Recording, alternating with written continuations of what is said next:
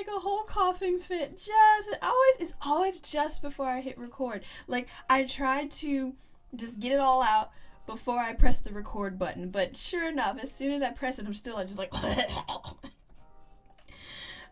because today was another high pollution day. I think it's higher than the one last time because I could not go to work today.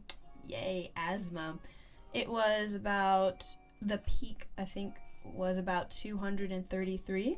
So my thing is, and I've told my job this many times, if I wake up and I look at my app that has all of the air index quality on it, and I see that it's 200 and above, like, especially if it's over 220, my ass ain't going to work. Because my ass can't breathe outside. Or if I can, it's very uncomfortable. And I'm just like, you know? Like, even having the air purifiers and stuff in the house helps, but it's still, the windows here aren't very well insulated, and so it gets frustrating, to say the least. But at least here, I have purified air circulating. If I went to the office, as I said before, no one cares about the air quality there. They'd open up the damn window, and it's 230 pollution outside, and they'd be like, oh, it's fresh air. So, I taught from home today, and my boss hates when I do that. And I'm just like, looky here.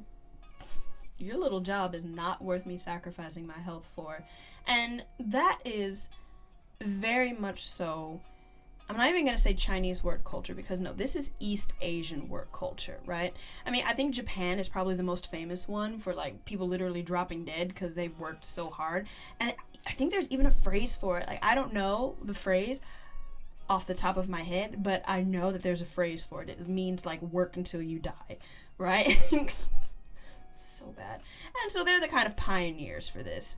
But China has its own version of that, and it's called the 996, which is basically Chinese employers are always pushing their employees to work from 9 a.m. to 9 at night, 6 days a week. Even though legally you're not supposed to work more than, they have a normal 40-hour work week, 2 days off. They have that. But employers will find all kinds of ways to get around that, and basically they use culture against people to make them work longer. It's like, well, look at me, I'm the boss, I'm staying late, why can't you stay late? Oh, look at them over there, they're working so hard, why can't you be more like them? You need to work harder. Or, oh, don't worry about it, we'll give you overtime, it'll be fine, you'll get your extra pay that you're legally responsible for giving me. And then they don't. Like, that's a huge thing that happens, and I just stopped taking overtime. They're like, oh, well, no, it's fine, we'll give you overtime pay. Bitch, no you won't. No you won't. And I'm not falling for that anymore. Or another thing they do is they're like, oh, well, we'll just give the time back to you. Like, if, you work overtime 4 hours, then later on, you'll be able to take, those 4 hours off. But then they give you a bunch of restrictions. Like, oh, well, you can't use those 4 hours if you have classes. Okay, well, I have classes every day. So I literally can never use it. And that's the thing. Like, it just...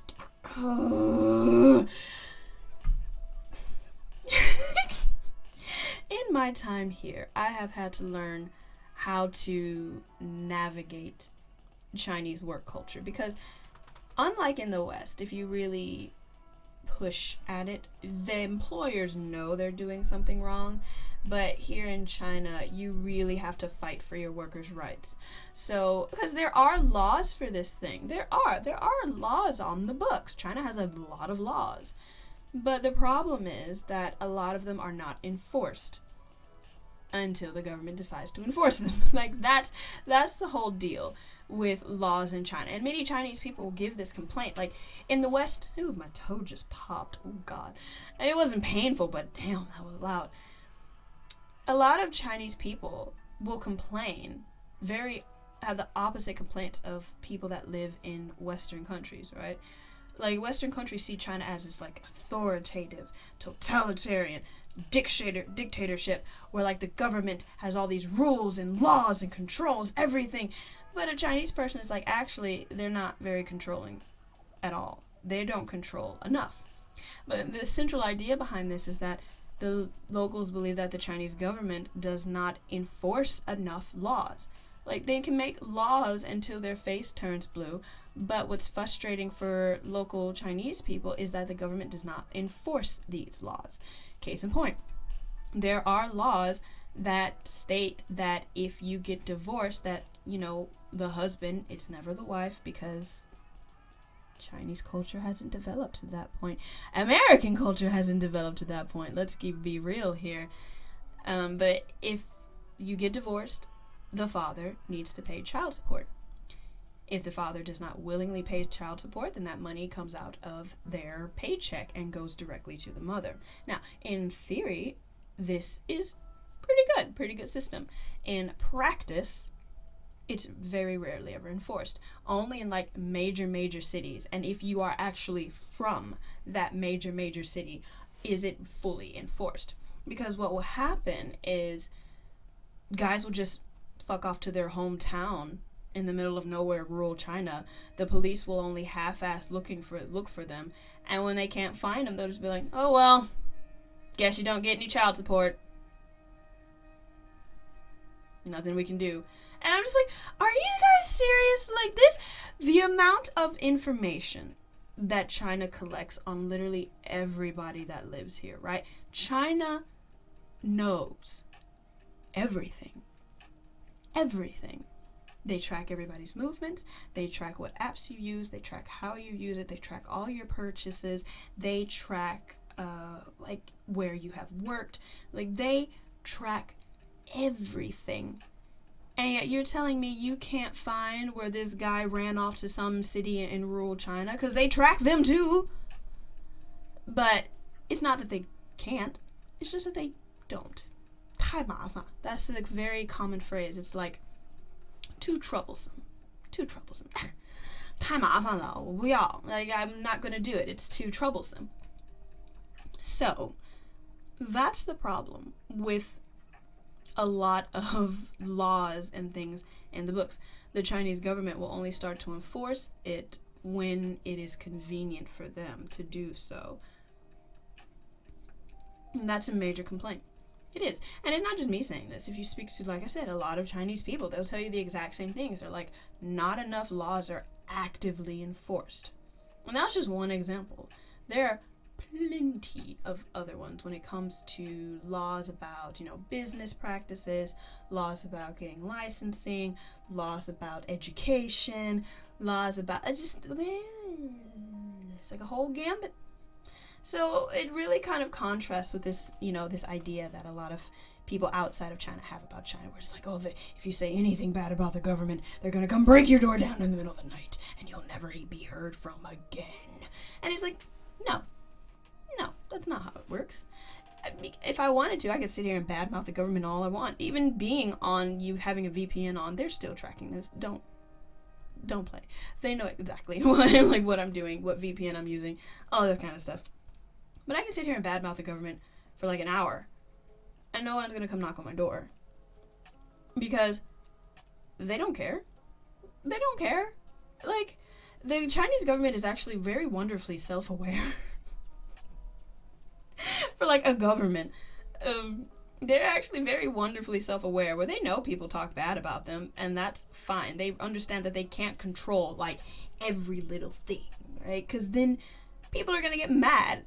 Like, if you try to control every small aspect of people's lives, they're going to get pissed off, and then something might happen, like, say, a gathering of protesting, something like that. And they don't want that.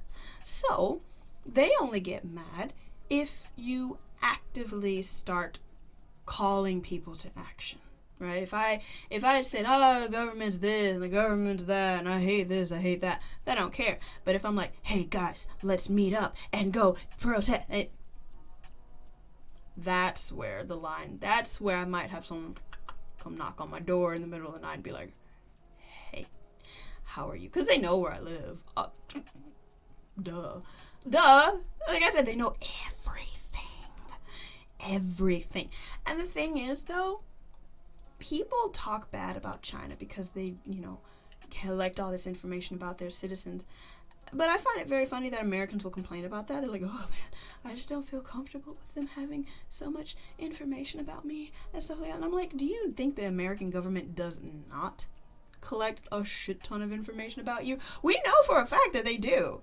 Like, everyone seems to have collectively forgotten about Edward Snowden and the whole thing where he revealed that, yes, in fact, the American government does, in fact, collect a shit ton of information on all of its citizens. I mean, at least we know China does it. At least they're honest. Like, it's bad. Don't get me wrong. It's bad. But they're honest bad. Like, I don't know if that's better. It's just, but like, for me, if you're gonna fuck me over, at least like be open. I'll be like, I'm gonna fuck you over. Instead of, somebody that's two-faced, like, I never, and then you fuck me over. So, I don't know, rocking a hard place, I guess. I don't know. But yeah, so that's a lot of the misconceptions that I have to ASMR. I should probably move that so I don't accidentally keep touching it. That's a lot of the misconceptions that I have to explain to people when I do tell them that I live in China, and they're like, oh my god, how can you live there? And I'm like, it's actually not that bad. And the main reason I'm still in China even after all these years is that I overall have a much better quality of life here than I would in the United States. Like, in the US, I was constantly in debt.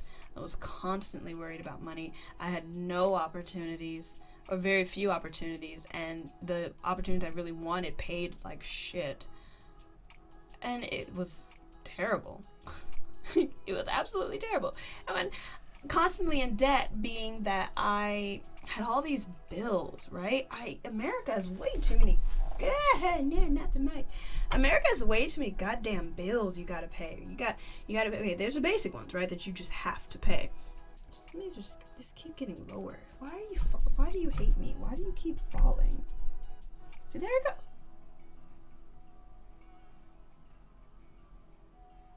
Well, fine, stay there if that's what you like. But there's so many bills. You got rent, you have electricity, you have water, you have, in some cases, gas, if you have like a gas stove. But then you also have like your cell phone. And then there's like the cell phone plan that you have to stick to. And there's like all these restrictions and things placed on your cell phone plan. What else? There is homeowner's insurance if you have a home, or renter's insurance if you rent. Then since America's public transportation system is absolute shit, you have to have a car. So you have a car note, right? And then on top of that, most of us have student loan debt, so we're paying student loans back.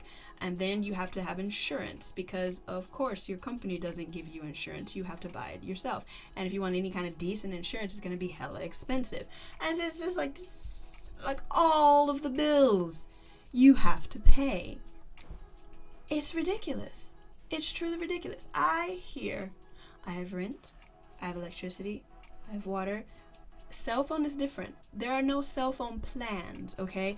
How did I open up my cell phone? I walked into one of there's only 2 telecommunication companies in China.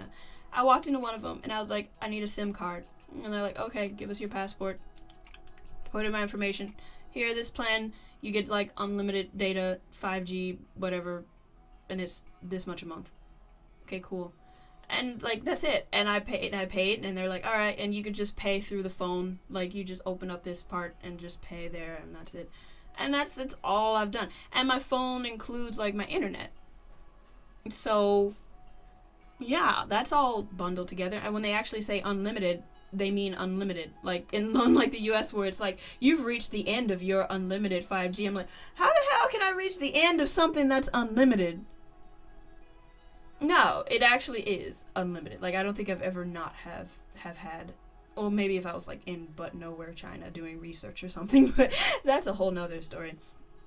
And so it's just really simple. And if I want to cancel, there's no cancellation fee. Or if I just want to switch to the other company out of the 2, I'd just be like, okay, bye. Like, there's no restrictions on it because there's just 2 companies. So I guess that in itself is a restriction. But hey, it's a lot more free and like better functioning than American phone companies, because they are absolutely stupid and ridiculous and price gouge. Sprint. Fuck Sprint. Like, seriously though. Fuck Sprint. T-Mobile's the next second, by the way. None of that bullshit, right? With Chinese. This is bothering me. Like, come back to me. Why you hate me so much? I think I might have to buy a new stand. This one has reached its limit. It's old. Hang on, I'm gonna try to readjust real quick. Pause. And of course, just as I pause, I have like this huge coughing fit. Water break. So if you're wondering, I don't edit these at all.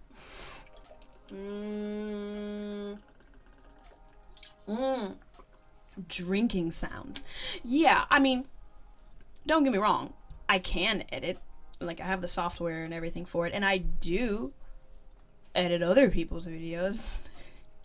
I'm just too lazy to edit my own. Like, fuck that noise. People enjoy the fruits of editing, but very few people understand the absolute time-consuming process that is editing a video. Even something that's as short as 5 minutes can take, like, depending on what you want done to it, can take upwards of an hour, 2 hours to edit, the way that people are accustomed to, you know, things looking. So when I decided that I was gonna start just posting my random thoughts on YouTube, I was just like, am I gonna edit them? No, fuck that noise. Maybe in the future, I don't know, if I'm gonna tell some like grand story or something like that. Yeah, I'll crack open the editing software and go do that. But my own, no, you get what you get. You gonna be glad to get. But sorry, what was I talking about? Bills. Like, aside from those, cell phone, water, electricity, rent, I don't really have any other bills. Like, I already have insurance. Like, if you work for a company in China, they have to give you insurance, and they actually do. That's a law. Good on you, China, for that. Public transportation is amazing, so I don't have to have a car to get around. If I want to go somewhere, 1, things are very close, so I can usually walk there.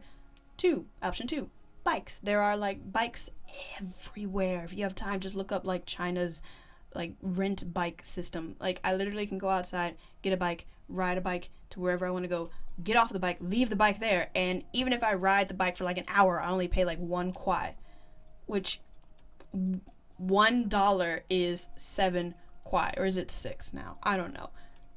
But last I checked, $1 is 7 kwai. So I pay like 1/7 of a dollar to rent a bike for an hour. Lord, I'm hearing things. Anyway, so that's option 2, bike. Option 3, I can just get on the bus or the expansive subway systems that are always being upgraded and expanded on and are clean, safe. Like, when people think subway system, they think of like New York, and or like Chicago. Both of those subway systems are just like, I love Chicago. I used to live there, but y'all subway system needs some help. Like, it's better than nothing, and I was eternally grateful to have it. But like, having experienced Chinese subway systems where like you have to go through like security screening, not TSA level security screening, but you have to go through the security screening every time you get on the subway. Like, they scan your bags, they scan you. Like, now due to the pandemic, they're checking to making sure everybody has their green code, like the code that, you know, shows that you haven't left the city or you've undergone quarantine or like whatever, that code. Taking temperatures. So nothing dangerous is on the subway. And then they have security posted throughout all the subway. They have people, the security guards that actually ride the subway lines, and they're there most of the time to like stop people from like trying to sell you stuff on the subway. If they see it, they're like, hey, no, don't do that. Or like right now, they're telling people, hey, you know, keep your mask on. It needs to cover your nose. You know, so, but just having them around, subway system is hella safe. Even if I get on the subway at 10 o'clock at night, I'm not scared. Can you imagine getting on the New York subway at 10 o'clock at night? You be dead. You be dead. Like, Oh man. And so it's not just subways, but like bus systems are great.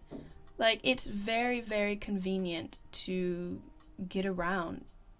So you don't need a car. And if I absolutely must have a car, the Didi, which is basically Chinese Uber, is hella cheap. Hella cheap.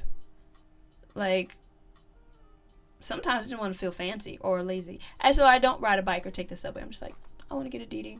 And I can ride in a Didi for 45 minutes and spend only like 30, 40 kwai. Remember, $1 is 7 kwai, 6 or 7. So it's hella cheap. So you just have all these options. Whereas my home state, Texas, can't get their shit together to build like 3 high-speed railway lines from like Houston to Austin to San Antonio.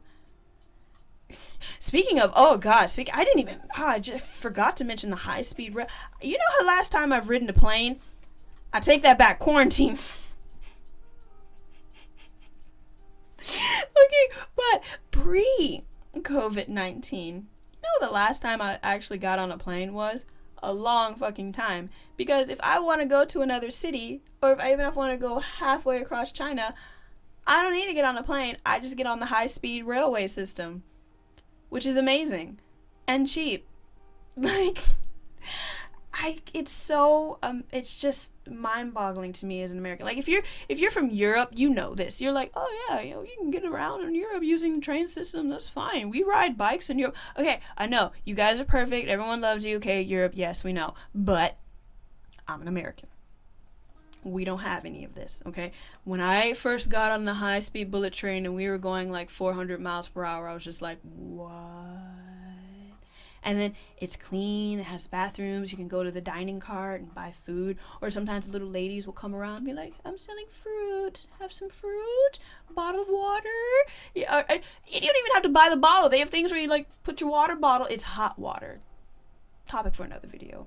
Chinese obsession with hot water. That's a whole bag right there. And I was just like, the seats are pretty comfy. Like, I wanted to say comfortable, but it came out comfy. And then if you buy first class seat, you get the one that just like goes all the way back and turns into a bed.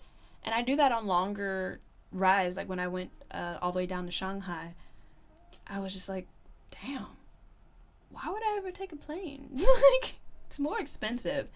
Granted, it's faster, right? And if a flight would have been like 2 hours, the train ride was like 4 hours, but I got time to spare. By the way, I went down to Shanghai to go see Bruno Mars in concert.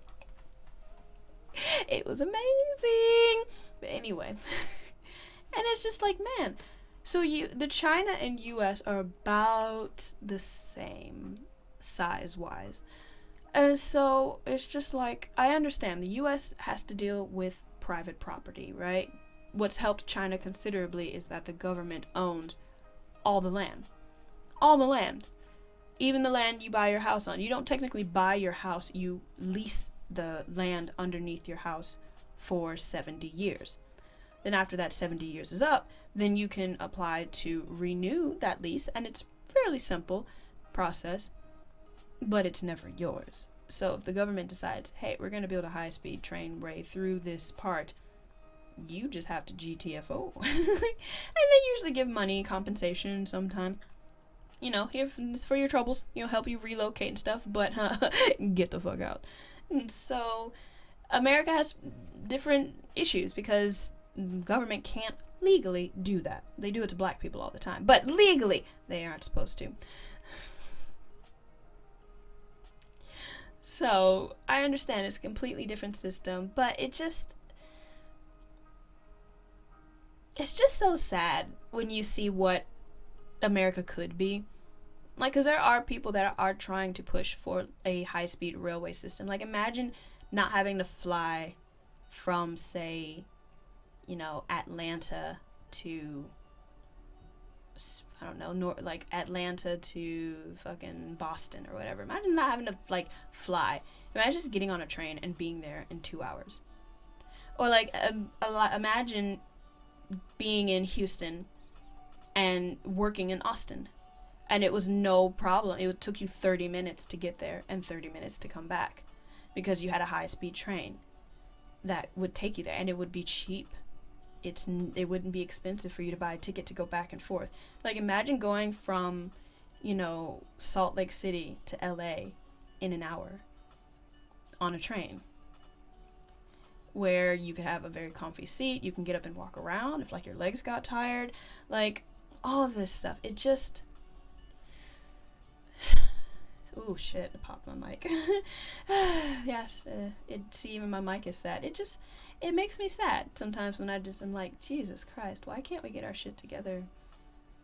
Because we can do it. Even with property laws, and even with, all the other kind of things, America could do it, but we just don't. For various reasons, but it makes me sad. So, that was an interesting rant today, talking about bills and high-speed railway systems and whatever. It's covered a whole gambit today. Oh, jeez. But hey, that's just, what I decided to make this. Is just, hey, if people want to come listen to me rant for, 26 minutes, have fun. Like, I hope you enjoy. Because I got a comment on another one of my videos. Y'all so nice. Thank you. Like, it truly shocks me. Because, like, I honestly thought that no one would really ever stumble upon these. Because it's not like I advertise. Like, hey, be like, hey, I posted a new video. You should come and watch. No, I don't do that. Like, so that people have actually, like, found my videos through the algorithm or whatever. I doth be shooketh. But thank you. The comments I received so far have been pretty nice. And yeah. So this was for y'all. Thank you so much for watching. Bye.